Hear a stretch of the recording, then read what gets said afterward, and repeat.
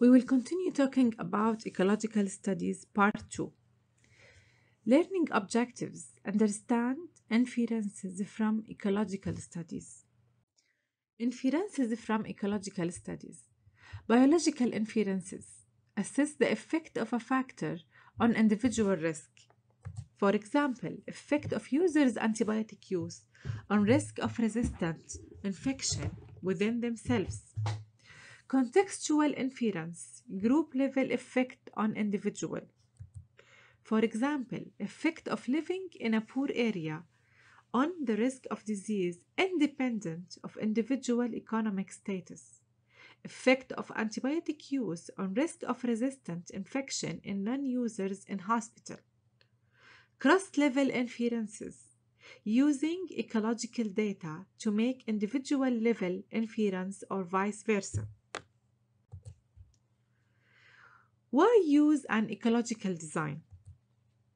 First, it's cheap and convenient design. So there is no follow-up, um, no data sample recruitment. It's considered a cheap design in terms of cost.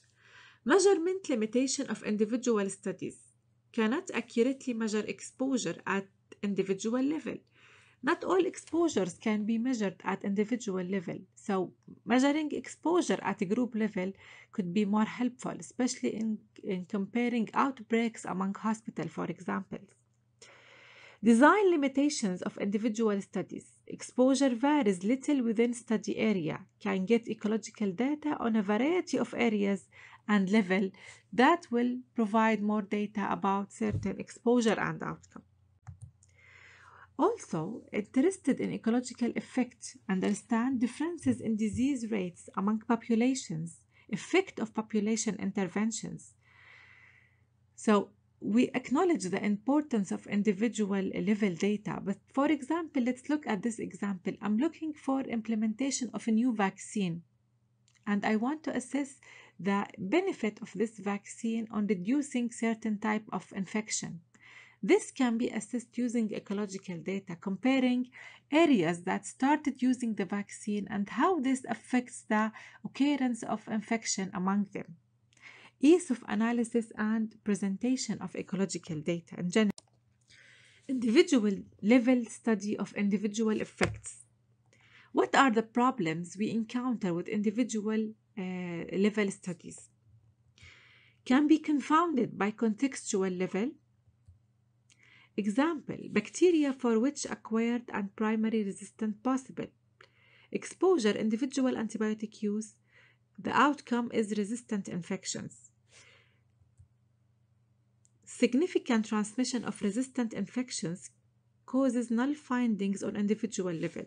So I'm looking for an example on the effect of vancomycin use at individual level, each individual who's taking a vancomycin, and the association between it and vancomycin resistant enterococcus.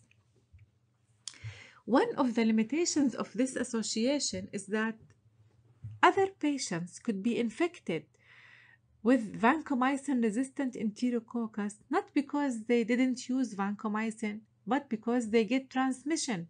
They get the disease is contagious, and they had infected from other patient transmission of the bacteria.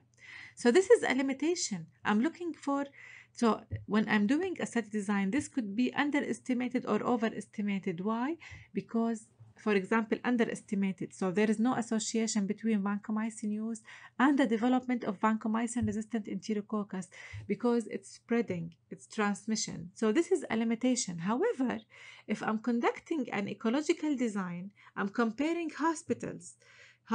overall hospital rate of vancomycin resistant enterococcus and looking back at the overall hospital use of vancomycin, I could find association. This is a major point that we need to point for.